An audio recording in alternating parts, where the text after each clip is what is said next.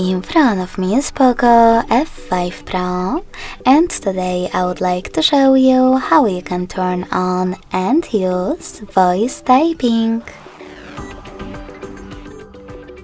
You need to start by accessing your device's keyboard. If microphone icon is not visible at the top right corner of it, select this gear next to clipboard. Now click on voice typing and tap on this switcher next to it to activate it. When you finished, go back to your keyboard and click on microphone icon to start typing. If you never used it before, you need to select while using the app in the pop-up.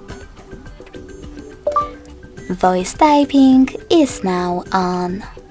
If you wish to go back, just click on the same icon again.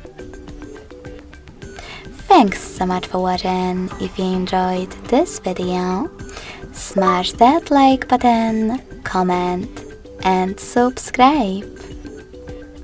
Bye!